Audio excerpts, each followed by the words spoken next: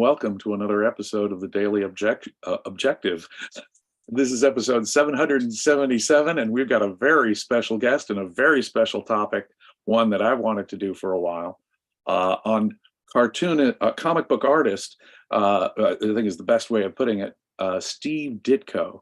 He is best known perhaps as a co-creator with Stan Lee of the Spider-Man character in the series, the original series, The Amazing Spider-Man. But he went on to do all kinds of other work in comics. And for Objectivists, he this might be very interesting to Objectivists if not aware of it. He did a comic series known as Mr. A. And when you read that, you'll find the ideas that very closely parallel were deeply influenced by the philosophy of Ayn Rand. And as a guest today, we have Mr. Rodney Schroeter, who is a real expert, both on comic books as a genre and Steve Ditko in particular. So welcome, Rodney. It's just really great to have you here. Before we proceed, though, I just have to say that this is another one of our wonderful sponsors here at Ayn Rand Center UK. We produce more material for the Objectivist community than anyone out there. And we are fortunate sometimes to have sponsors for our programs. And today we have a very special sponsor. And I'd like to read something from them. Are you tired of generic one-size-fits-all fitness plans that don't deliver results? It's time for a change. Our sponsor, Thomas Bisson, has created the Pioneers of Personal Progress membership, designed specifically for individuals like you who are committed to self-improvement and rational decision-making. Say goodbye to cookie-cutter workout routines and diets that just don't work for your unique body, goals, and lifestyle. Instead, embrace a principled and evidence-based approach that aligns with Objectivist values. When you join the Pioneers of Personal Progress today, you'll get immediate access to the newly created course, The Science of Building Habits Made Easy. And within the next 30 days, we'll be adding 2 more amazing courses, Principled Strength Training for Life and Evidence-Based Nutrition for Getting in Great Shape. For a limited time only, Tom is offering an incredible deal for Daily Objective listeners. You guys, you can get lifetime access to all 3 courses for a one-time fee of just £14.40. But act fast. Once the other 2 courses are added, the price will increase. Don't miss this exclusive offer to transform your relationship with fitness and nutrition. Click in the link description below to get started with the Pioneers of Personal Progress membership today. Your journey towards lasting success and a healthier, more fulfilling life begins now.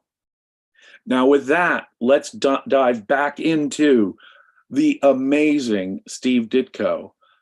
Rodney, my gosh, how did you first become aware of Steve Ditko, and what started your interest in comic book art in the first place?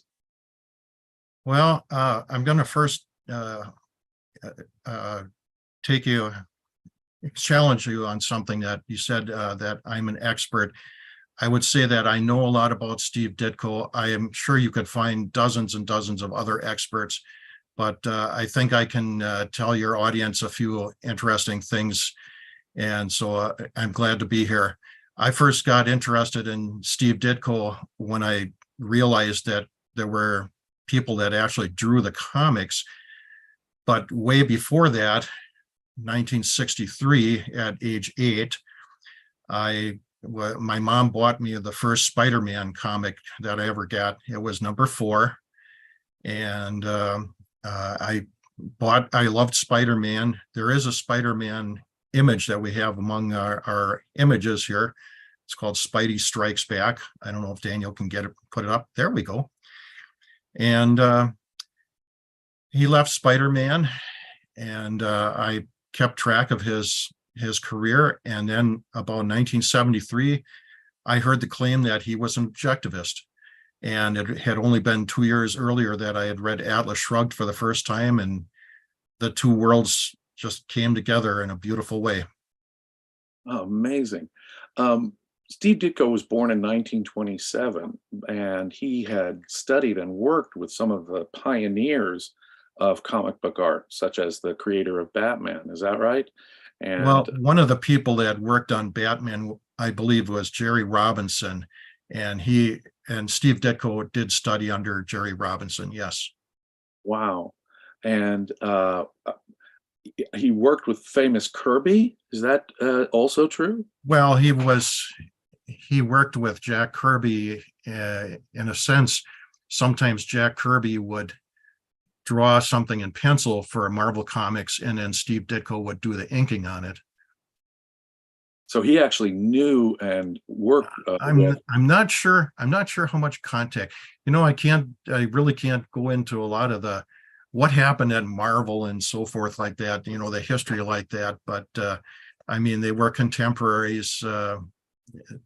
Did work for the same publisher many times, or at least for Marvel.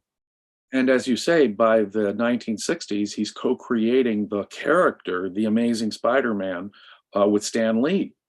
Yeah, so in 1962, Spider-Man came out. Steve Ditko gave the visual form to Stan Lee's idea of a spider type man, or spider-man. And for a while, Steve and Stan were working together on the stories and bringing out the comics. After a while, Steve Ditko was plotting the stories for Spider-Man, and finally got the credits for that. And then Stan Lee would write in the dialogue. Right. That's how I understand it. Right. At a certain point, Steve Ditko got the explicit credit for the scripts of the writing for plotting it. Right. For plotting it and coming up with the ideas. But so the bubble dialogue was Stan Lee's. Right. So a lot of the character development and so forth was Steve Ditko's. But also the characters are very interesting. I want to get to that for sure. But the dynamic art, it strikes me when I look back on it myself, that some of the most dynamic, revolutionary comic book art was really being done at that time with Spider-Man. It was a revolution in comic art, really, wasn't it? No, my comments on that, my observation would be that he certainly celebrated the human body through its expressive anatomy. And I don't think he repeated himself very much. He didn't just, copy what he had done already. He was always looking for a new way to pose the body and express the dynamics and the strength and the grace and the beauty of the human body. Right. What other major comic characters did he have an influence in developing? Well, of course, there was Doctor Strange. Doctor Strange, I think, came out in 1963, something like that. And again, for a while, he was plotting the stories, and he did a long series of continued stories, 10 pages a month in Strange Tales, where it was like The Fugitive. Doctor Strange was running from a very powerful enemy, and it was dark, and it was like film noir, and it was but it was not dark in a like an evil sense that is used today, like dark this and dark that. Right. Did he have a hand in developing the image, at least the classic image that we have of Iron Man? Well, okay, you're ahead of me there. And Iron Man had a certain set of armor at one point, and then it's my understanding that Steve Ditko revamped that and came up with a little bit newer, closer to what it is today, style of armor, red and gold.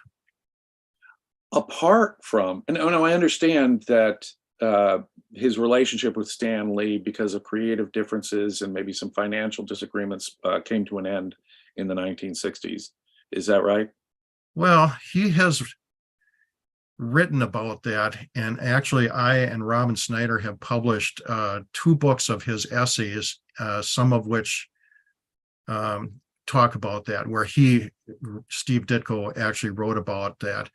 And one of them is also about what he contributed to the Spider-Man character, what Stan contributed and then what Steve contributed. I So hope there's a lot about that out there that is very controversial.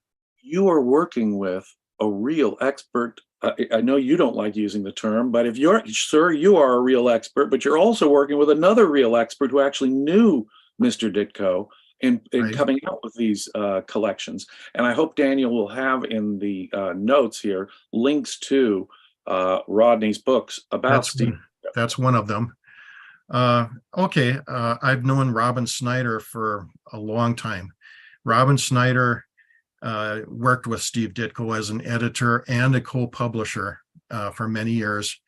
And once Steve Ditko passed away in 2018, was it? I asked Robin Snyder, well, what can we do? And one of the things, I'll read it here. One of the things that is our guiding principle. Here's something that Steve Ditko wrote in a letter to Robin Snyder. Reprint what you can, when you can, to keep our material in print.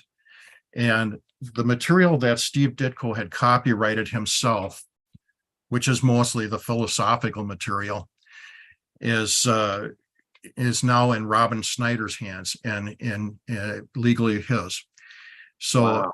so we have the rights to reprint this, and I have now reprinted or I have now printed 12 books with Robin Snyder, mostly collecting his philosophical work. Wow. And the biggest, go ahead. No, the biggest. The biggest seller right now is called Avenging World. And I don't know if Daniel could get the image of that up, but well, how about the color one, Daniel? There's a color one that's 2 pages. See if you can tell which one that is. Avenging World originally was a 1973 comic. It was 32 pages. It was published by Bruce Hershenson. And it was a very philosophical kind of it was a mixture of fiction and nonfiction. And then it was reprinted a number of times in the Ditko collection. And then we reprinted it finally in a book called Avenging World. And that's available now from booksellers online.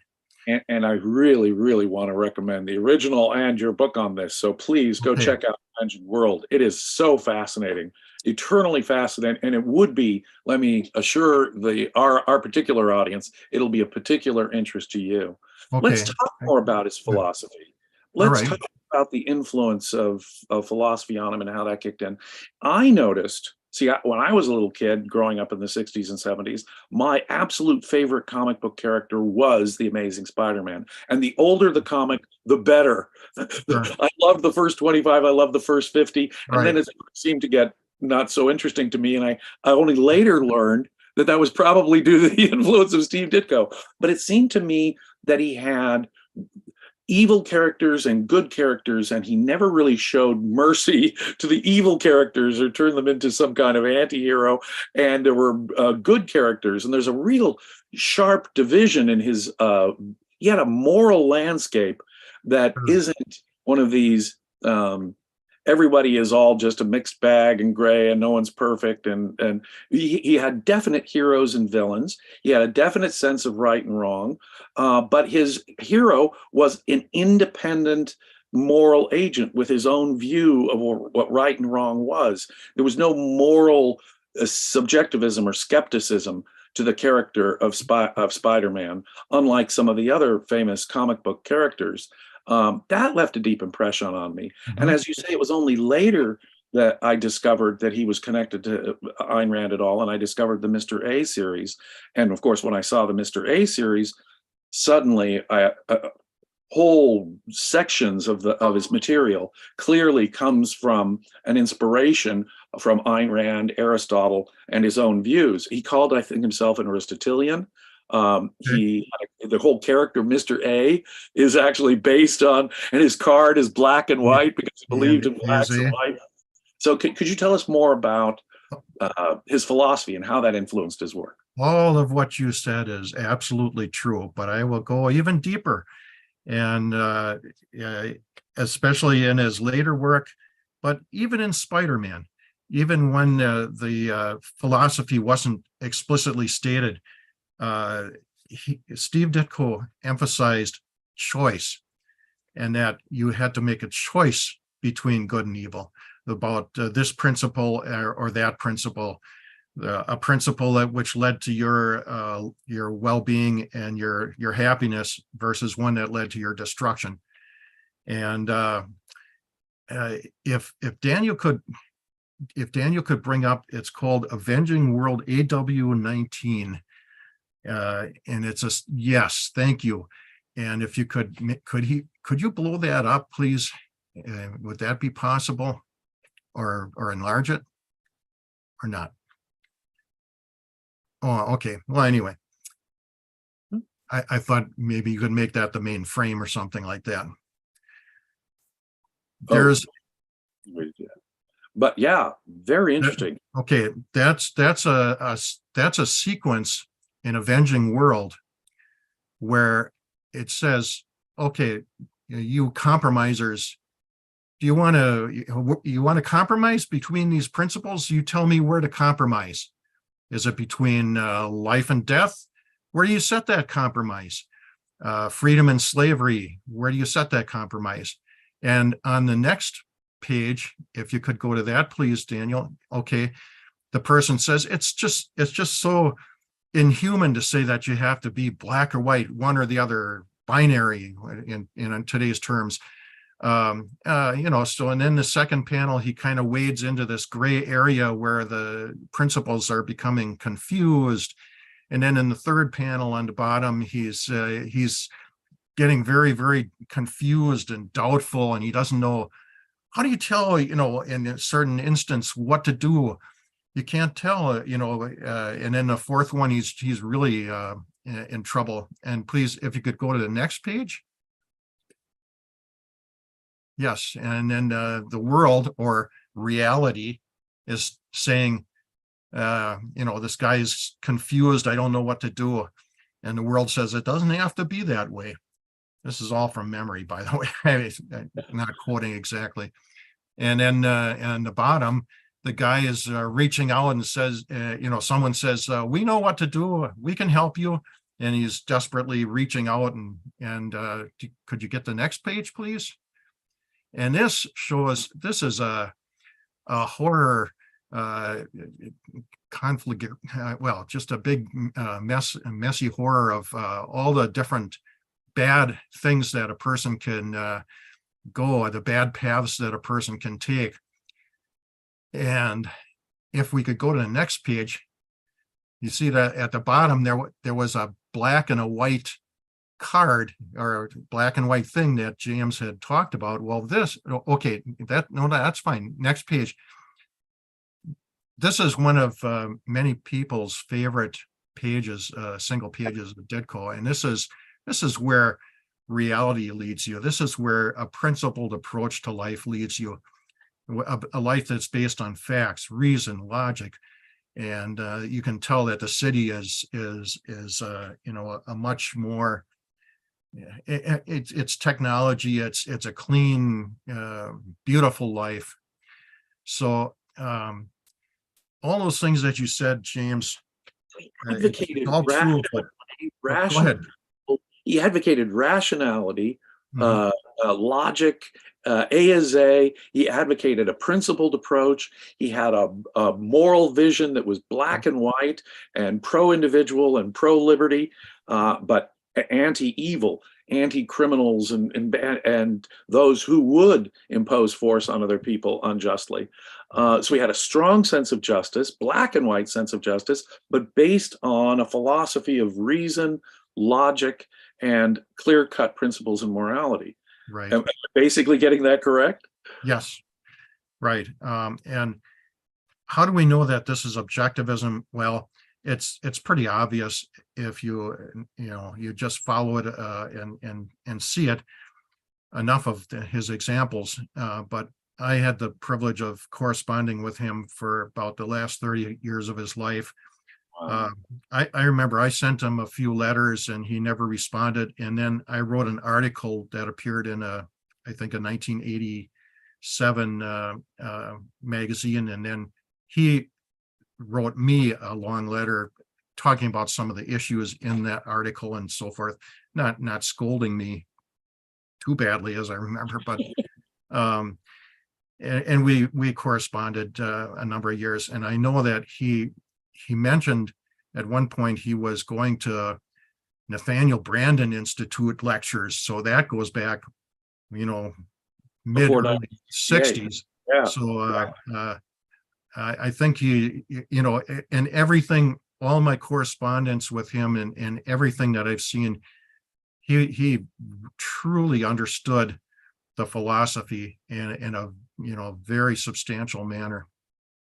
He really does. As I have an undergraduate degree in philosophy, I've studied from Leonard Peikoff, and I have maybe going out on a limb here, but I've never read anything from Steve Ditko that I didn't think was a consistent expression of objectivist philosophy, but put in his own way from his own distinct values. Sometimes you'll hear it and you can't miss, Ayn Rand. Right. Sometimes you'll have some very subtle and important insights that are perfectly consistent expressions of objectivism. Mm-hmm. So I would regard him as an objectivist artist, not merely perhaps the greatest comic book artist of the 20th century, but also a pioneer. And this is another subject I wanted to broach with you, a pioneer of the graphic novel, particularly a philosophical graphic novel. A few decades ago, people like Frank Miller became very famous for pioneering these not just these short comic books that I would pick up as a kid back in the 60s and 70s, but these big, extensive graphic novels, as it were, Right. like The Dark Knight from Frank Miller, or V from Vendetta, which was turned into a film. Can you give us an idea of Steve Ditko's role in the development of the graphic novel, in particular, the philosophical graphic novel? Well, you're asking a historical question, the history of comics, and there are way other people that could answer that better. I will only say that the graphic novel is is not really a recent development. There were graphic novels from Rockwell Kent and Milt Gross in the 30s, I think, or even before that. But it all depends on what you call a graphic novel. There were continuing chapters in the 40s and so forth. But as far as a philosophical graphic novel, well, I don't know. I mean, everyone puts their philosophy into their work, but this kind of explicit philosophy of objectivism, Steve Ditko is number one. Right. And Like not only number one, but the only number so far, as far as I'm aware. But people like Frank Miller, I've read interviews and stuff with people like Frank Miller who have given great credit to Steve Ditko in terms of adding substance to, thematic substance to the entire field of comic. Yes, many people have. Yes. It's a remarkable thing that you say you had a correspondence with him. In the 1990s, my wife and I created a television pilot program called Ideas in Action. We interviewed Dr. Leonard Peikoff at the time in his home, and it was a great interview. And we tried to line up all kinds of guests, most of whom agreed to be guests on the show. One exception was, of course, Steve Ditko. In the mid-1990s, I wrote him a long handwritten letter praising his work and how I had hoped to talk about the ideas behind his own art. And it was a rejection, but the nicest rejection letter I ever got in my life. He said he normally didn't do interviews, that he has his work speak for himself. But the nicest line was, if I ever were to do an interview, I would pick yours. So I felt blessed and sainted just from his rejection. Right. But at the beginning of this Ditko collection volume here, there's even a quote from Steve Ditko. I never talk about myself. My work is me.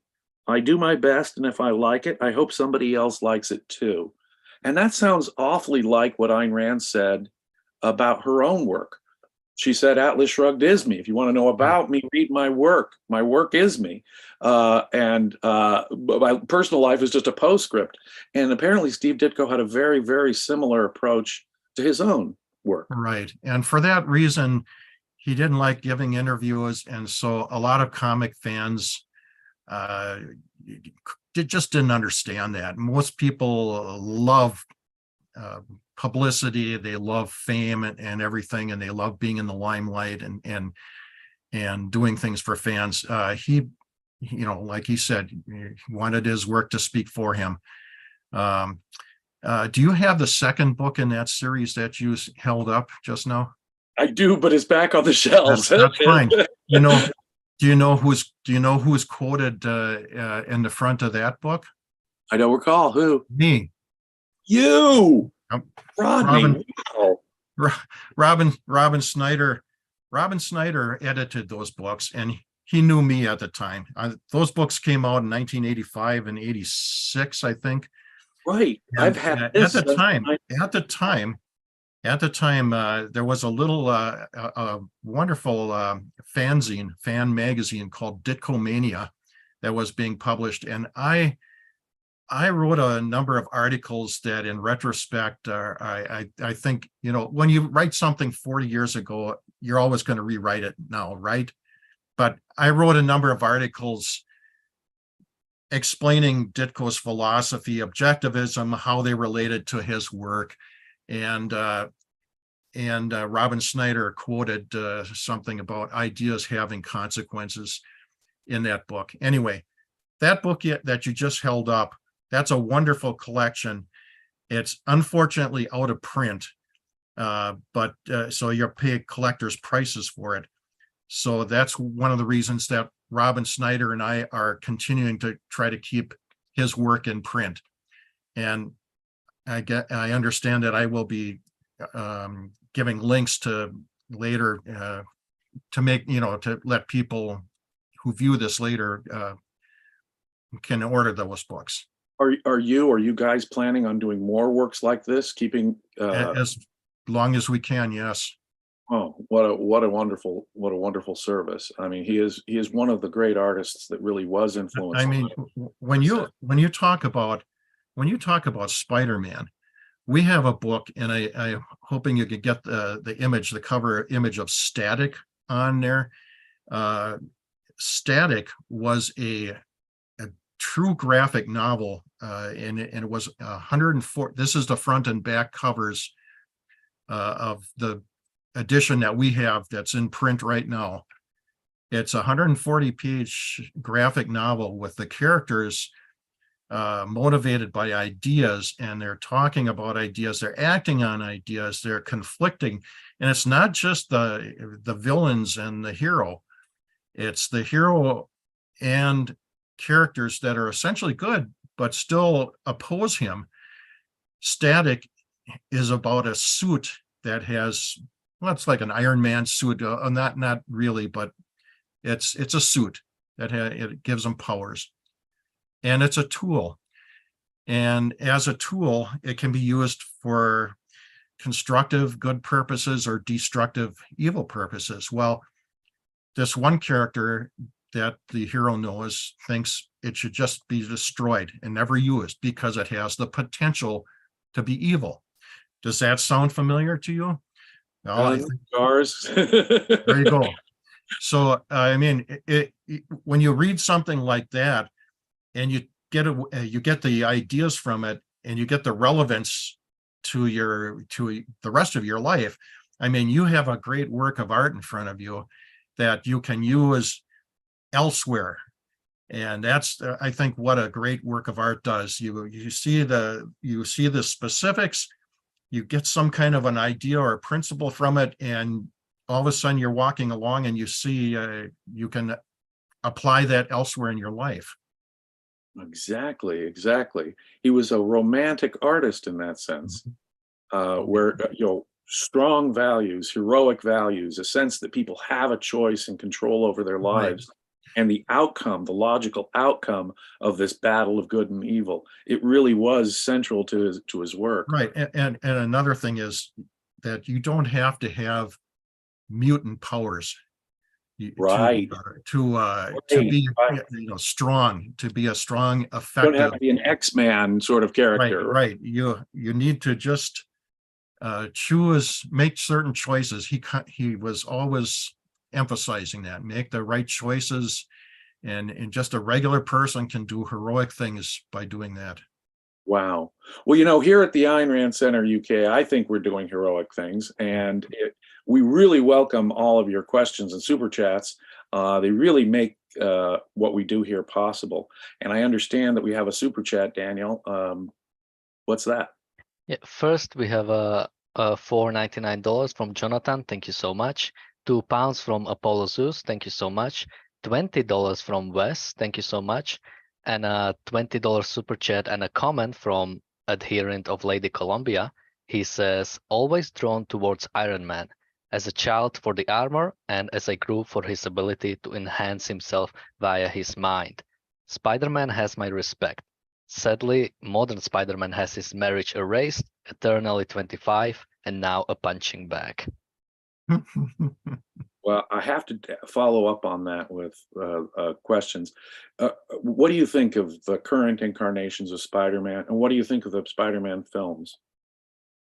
Well, I haven't read many modern comics at all. I have.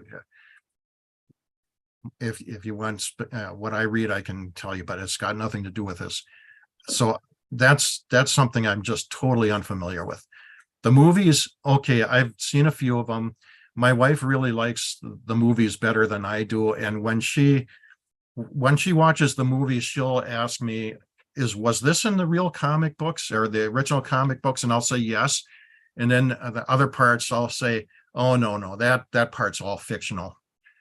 No. Because some of the film material seems to be kind of almost cringeworthy in its altruism or its lack of explaining the values, whereas Ditko would have been clear about such matter.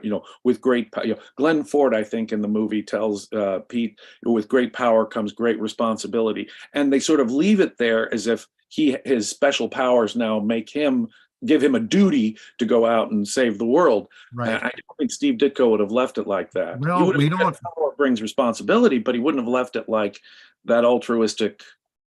You see what I'm saying? Yeah. We don't know where that line came from, if that was Stan Lee or Steve Ditko. So who knows? I think we just have to look at, the stories if we're talking about Steve Ditko. And, people speculate endlessly and fruitlessly on here. This was Stan Lee's idea. This was Steve Ditko's idea. Ditko wrote a little bit about that, but this gets back to Ayn Rand's lecture or talk on bootleg romanticism. Right. And it used to be, her point was that popular culture had not decayed morally and artistically as much as fine art. And now, unfortunately, I would have to say that popular culture has morally and artistically declined to a great deal since the 60s, when you and I were kids, James, and Right. like Spider-Man. Yeah, exactly. I mean, the James Bond movies and comic books, they gave me a sense of strong values, at least. And not only is Ditko, I would say, bootleg romantic like James Bond and a lot of the other comic book heroes, he actually adds philosophical depth. So it's not so bootleg. No, You know what I mean? no. He's addressing controversial philosophical themes, which I think elevates it to a new level. Exactly. That's a good way of putting it. Wow, how very, very exciting. I want to thank all of our super chatters here. And is there anything else you want to add, Rodney, before we wrap it up? Well, if we could get that image of the blue beetle, it looks like this. Yeah. This is yes, thank you. Yes. This was published in 1968, and this was 2 years after he had left Spider-Man. And this, I believe, is one of the most philosophically sophisticated comic books, mainstream comic books ever published. It was published by Charlton, 1968, and it deals with metaphysical values in art. And on the left hand, you can see the hero, the Blue Beetle, and the heroic art. And on the right-hand side, you can see the degenerate type of art. And the issue is essentially about values in art. And it's a superhero story. Now, you can find this in the collector's market and pay good money for this. But Robin Snyder, in his wisdom, reprinted this. And I will try to, it is out there, but I will try to provide a link later for people to order this if they are interested. Well, thank you so much, Rodney, and thank you so much for being our special guest today. You brought some amazing insight into an artist who was truly a truly original and great artist of our time, who was deeply influenced by Ayn Rand. Before we wrap it up, I want to thank all of our super chatters. What do we have, Daniel, later today coming up from Ayn Rand Center UK? First, we have another super chat, £2 from Apollo Zeus. Thank you so much. He says, if this be by destiny, ... I'm assuming it's a quote. Do you recognize that, Rodney? It was the first, it was the first of 3 wonderful Spider-Man stories that culminated in the lifting sequence, if you know what I mean by that. Right. Look it up. No, right. Well, thank you. And thank you, Apollo Zeus. Do we have any more programs coming up on Ayn Rand Center UK today? I know tomorrow we're going to be following up on actually today's episode for Peek Off Wednesday. Robert Naser and I will be discussing issues like fantasy, sci-fi, comic books. So please tune in to Peek Off Wednesday tomorrow, where we'll sort of be following up on Dr. Leonard Peikoff's own comments on the value of comic art and other related issues. But is there anything else coming up today, Daniel, that we should know about? Yes, and that's Keeping It Real tomorrow at 4 p.m. UK time. And today, in 20 minutes, at the top of the hour, we have the Fountainhead Book Club for ARC UK members. And the session will also be live streamed to YouTube members. Link is in the chat. You really do want to become a paid subscriber to Ayn Rand Center UK to get material like that. Fountainhead is amazing, and the discussions that we've been having are worth about 100, maybe 1,000 times more than the money you'd pay for the subscription. So please do consider becoming a subscriber to Ayn Rand Center UK. And one more time, I want to thank our sponsor for today's show, and I'll read one more time the wonderful, generous ad and sponsorship that they have given us. Are you tired of generic one-size-fits-all fitness plans that don't deliver results? It's time for a change.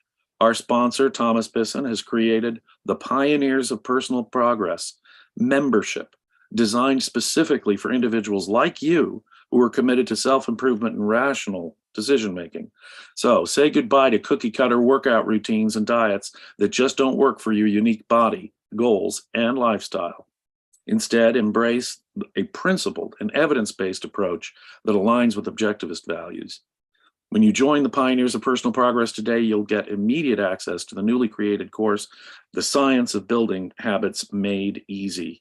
And within the next 30 days, we'll be adding 2 more amazing courses, Principled Strength Training for Life and Evidence-Based Nutrition for Getting in Great Shape.